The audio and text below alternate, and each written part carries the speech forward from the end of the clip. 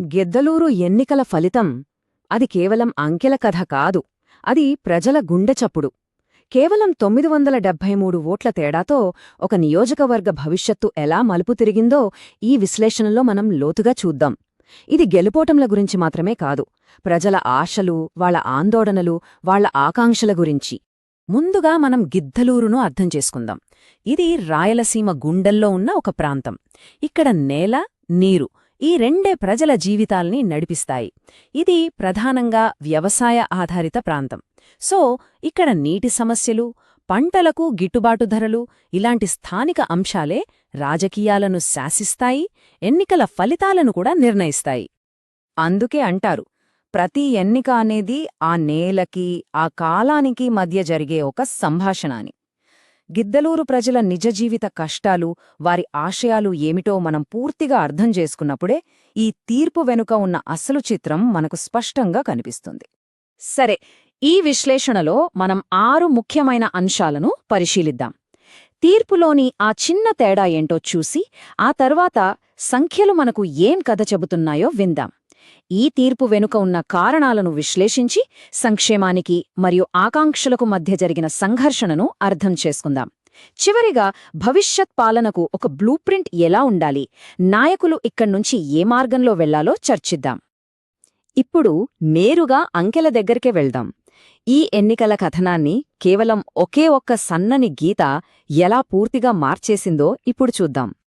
అవును, మీరు చూస్తున్నదే నిజమే. ఆ సంఖ్య 973 ఓట్లు. మొత్తం పోలైన ఓట్లలో ఇది కేవలం 0.47% మాత్రమే.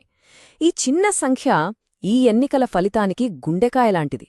ప్రజాస్వామ్యంలో ప్రతి ఒక్క ఓటు ఎంత విలువైందో ఇది మనందరికీ మరోసారి గుర్తుచేస్తోంది. ఇక్కడ చూస్తే పరిస్థితి ఎంత దగ్గరగా ఉందో మనకు అర్థమవుతుంది. నియోజకవర్గం దాదాపు సరిగ్గా సగానికి చీలిపోయింది. గెలిచిన టీడీపీ అభ్యర్థి అశోక్ రెడ్డి గారికి 47.6% ఓట్లు వస్తే, వైఎస్సార్సీపీ అభ్యర్థి నాగార్జునరెడ్డి గారికి 47.13% ఓట్లు వచ్చాయి. అంటే ఈ తేడా చాలా చాలా స్వల్పం. ఇది ఓటర్లు ఎంతగా విభజించబడ్డారో స్పష్టం చేస్తుంది. ఇక్కడ ఓటింగ్ శాతాన్ని ఒకసారి గమనిద్దాం. గిద్దెలూరులో ఓటింగ్ శాతం చాలా ఎక్కువగా నమోదైంది. అంటే దీనర్థమేంటి? ప్రజలు ఒక బలమైన మార్పును కోరుకుంటూ పెద్ద సంఖ్యలో పోలింగ్ బూతులకు తరలివచ్చారు. ఇంతటి హోరాహోరీ పోరులో ప్రతి ఓటు ఫలితాన్ని మార్చగల శక్తిని కలిగి ఉంది. సరే, ఈ అంకెలు మనకు పైకి కనిపించే కథ. మరే దీని వెనుకున్న అసలు కారణాలేంటి? గిద్దలూరు ప్రజలు ఈ తీర్పును ఎందుకిచ్చారు? ఆ 4 కీలక అంశాలను ఇప్పుడు మనం లోతుగా పరిశీలిద్దాం. ఈ ఫలితాన్ని 4 ప్రధాన శక్తులు శాసించాయని చెప్పొచ్చు. మొదటిది టీడీపీ జనసేన కూటమి. వారి సమన్వయ ప్రచారం ఓట్లను ఏకీకృతం చేయడంలో సహాయపడింది. ఇక రెండవది సంక్షేమం వర్సెస్ అభివృద్ధి అనే చర్చ. కేవలం సంక్షేమ పథకాలు ఇస్తే సరిపోదు, మాకు అభివృద్ధి కూడా కావాలి అని ప్రజలు గట్టిగా కోరుకున్నారు. మూడవది హామీల విషయంలో దూకుడు. ఇక చివరిగా అధికార పక్షంపై సహజంగా ఉండే వ్యతిరేకత. ఈ 4 అంశాలు కలిసి ఈ మార్పుకు దారితీశాయి. అయితే ఈ అన్నింటికంటే ముఖ్యమైన ప్రశ్న ప్రజల నుంచి వచ్చింది. మా భవిష్యత్తు, మా ఉద్యోగాల సంగతేంటి? ఇది కేవలం డేటా కాదు, ఇది ప్రజల గొంతు. ఓటర్ల ప్రాధాన్యతలు తక్షణ సంక్షేమం నుంచి తమ పిల్లల భవిష్యత్తు, దీర్ఘకాలిక అభివృద్ధి, ఉపాధి అవకాశాల వైపు ఎలా మళ్లాయో ఈ ఒక్క ప్రశ్న స్పష్టం చేస్తుంది. ఇదే ప్రజాస్వామ్యం యొక్క అసలైన విలువ. ప్రతి పౌరుని గౌరవానికి, వారి భవిష్యత్తుకు సంబంధించిన చర్చ జరగాలి. బాధ్యతాయుతమైన ప్రజాప్రసంగం దానికి పునాది. ఈ ప్రశ్న మనల్ని నేరుగా ఎన్నికల యొక్క ప్రధాన సంఘర్షణ దగ్గరకు తీసుకెళ్తోంది. ఇది 2 విభిన్న పాలనా తత్వాల మధ్య జరిగిన ఒక పెద్ద పోరాటం. మరి ఇందులో ఓటర్లు దేనినెంచుకున్నారు? ఒకవైపు వైఎస్సార్సీపీ తన సంక్షేమ పథకాలతో ప్రజలకు దగ్గరైంది, అందులో సందేహం లేదు. వారి పంపిణీ వ్యవస్థ చాలా బలంగా ఉంది. కాని మరోవైపు యువతకు, మధ్యతరగతి వర్గాలకు ఉద్యోగాల గురించి, అభివృద్ధి గురించి ఒక స్పష్టమైన భరోసా ఇవ్వడంలో వారు విఫలమయ్యారు. ఈ యొక్క వ్యూహాత్మక లోపం వల్ల కీలకమైన ఓటర్లను వారు దూరం చేసుకోవాల్సి వచ్చింది. దీనికి ఒక చిన్న ఉదాహరణ చూద్దాం. అమ్మఒడి పథకం.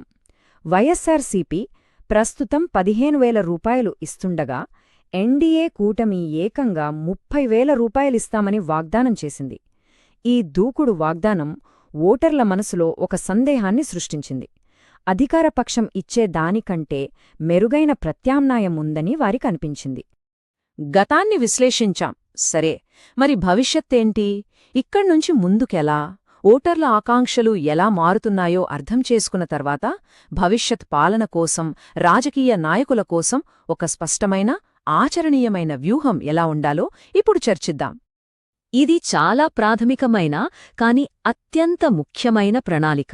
4 అడుగులు. 1. గడప గడపకు ప్రచారాన్ని మరింత తీవ్రతరం చేయడం. 2. వాట్సాప్ ద్వారా నేరుగా అప్డేట్లు పంపడం. 3. వాలంటీర్లకు, బూత్ ఏజెంట్లకు సరైన శిక్షణ ఇవ్వడం. 4. జాతీయ అంశాల కన్నా స్థానిక సమస్యలపైనే దృష్టి పెట్టడం. వీటన్నిటి వెనుక ఉన్న ఉద్దేశ్యం ఒక్కటే, ప్రజలతో మళ్లీ నమ్మకాన్ని పెంచుకోవడం. ఇప్పుడు ఒక సమగ్రమైన వ్యూహాత్మక చట్రాన్ని చూద్దాం. దీన్నే మనం చతుర్ముఖ వ్యూహం అనవచ్చు. ఒక నాయకుడు ఒకే సమయంలో 4 పనులు చేయాలి. ప్రతిపక్ష బలహీనతలపై దాడి చేయాలి, శివ. తమ స్వంత బలాలను కాపాడుకోవాలి, విష్ణు. కొత్త అవకాశాలను సృష్టించాలి, బ్రహ్మ. ఇంకా తమ ఓటు బ్యాంకును కాపాడుకోవాలి, దుర్గా. ఈ వ్యూహంలో ప్రజలతో మమేకమవడం కీలకం. కాని అలా చేసేటప్పుడు వాళ్ల గోప్యతను గౌరవించడం ఇంకా ముఖ్యం. భారతదేశం యొక్క డిజిటల్ పర్సనల్ డేటా ప్రొటెక్షన్ చట్టం ప్రకారం వారి అనుమతి లేకుండా వారి సమాచారాన్ని ఉపయోగించకూడదు. ఎందుకంటే నమ్మకమనేది గౌరవం మీదే నిర్మించబడుతుంది. ఈ విశ్లేషణ అంతా మనల్ని ఒకే ఒక్క చివరి ప్రశ్నకు తీసుకువస్తోంది. మనం నేర్చుకున్న పాఠాలన్నీ నాయకుల కోసం ఒకే ఒక్క సవాలుగా మారబోతున్నాయి. మరిక్కడినుంచి ముందుకు వెళ్లే మార్గమేంటి? కాబట్టి చివరిగా మనం ఈ కీలకమైన ప్రశ్న దగ్గరకు వస్తాం. ఒక నాయకుడు సంక్షేమం మరియు ఆకాంక్ష, ఈ రెండింటినీ ఎలా బ్యాలెన్స్ చేస్తాడు? ఆధునిక భారత రాజనీత్యాల్లో ఇదే అతిపెద్ద సవాల్. ప్రజల తక్షణ అవసరాలను తీర్చే సంక్షేమం ఖచ్చితంగా ముఖ్యం, కాని వాళ్ల భవిష్యత్ ఆకాంక్షలను విస్మరించడానికి వీల్లేదు. ఈ రెండింటి మధ్య సరైన సమతుల్యతను సాధించడమే నిజమైన నాయకత్వానికి అసలైన పరీక్ష. మీరు ప్రజల కేంద్రంగా పనిచేసే నాయకుడిగా ఎదగాలనుకుంటే, మీ నియోజకవర్గాన్ని ఉన్నత స్థాయికి తీసుకెళ్లాలనుకుంటే blueprintstrategies.ai ని సంప్రదించండి. mgr@blueprintstrategies.ai కి ఈమెయిల్ చేయండి, లేదా 08042041602 నంబర్కు కాల్ చేయండి. రాజకీయాలకు అతీతమైన లక్ష్యం